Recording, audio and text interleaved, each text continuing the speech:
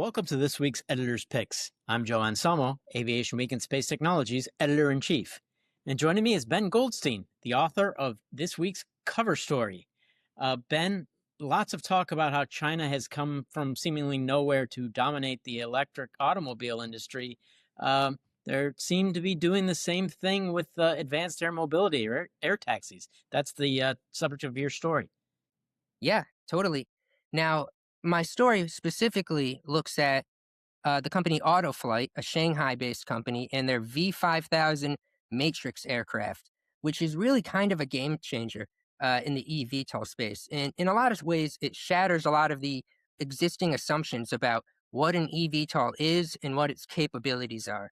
So, what do I mean by that? Well, first of all, the Matrix made its first public flight earlier in February, and it included a full transition from thrustborne hover to wingborne cruise, which is a key milestone in an eVTOL program.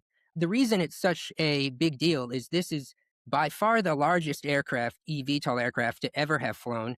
Um, to give you an illustration, it's 12,500 pounds compared to Joby's aircraft, which is around a little over 5,000 pounds, in Archer's, which is around 6,500 pounds. So it's a lot bigger, and it can seat 9 passengers compared to 4 passengers from Joby, Archer, and Beta, and up to 6 for vertical aerospace. So in terms of its operating costs and passenger seat mile costs, it's hugely superior, to these other competing designs. And it's a hybrid electric aircraft, so its range gets up to 1,500 kilometers. So in terms of miles, that's about 900 miles, give or take. Now, compare that to Joby and Archer, which are targeting between 100 and 150 miles in their all-electric aircraft. So all of a sudden, right, the business case is totally transformed. Now you can carry 9 passengers up to 1,500 kilometers and do intercity regional style trips, competing with regional and commuter aircraft.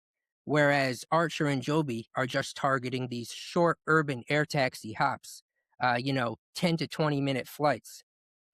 Another key differentiator, and this one goes overlooked, but the Matrix has a lavatory. And no eVTOL aircraft to date has had a lavatory. So that really opens the door to, true regional flying, hour-plus missions. So all of a sudden, you have this aircraft that is a, lift plus cruise, hybrid eVTOL, can carry much heavier payload, can fly much further at much superior passenger seat mile costs. So this is kind of a game changer in the whole eVTOL space, and it kind of changes the narrative, right? Now, instead of just being a urban air taxi, on demand style service, you can do these intercity, island to mainland, point to point regional routes. And even in terms of urban travel, you can do these trunk routes. You can really do, true scheduled services, airport shuttles. So this is a big deal. And it also shows, how kind of far along China's eVTOL industry is. They have the government there is doing what they call the low altitude economy. And this is an initiative that is really encouraging the provinces and the municipalities to stand up their own UAM, urban air mobility hubs, and really is pumping a lot of money into this ecosystem. You have a lot of companies in China, dozens, that are flying around right now with full scale prototypes.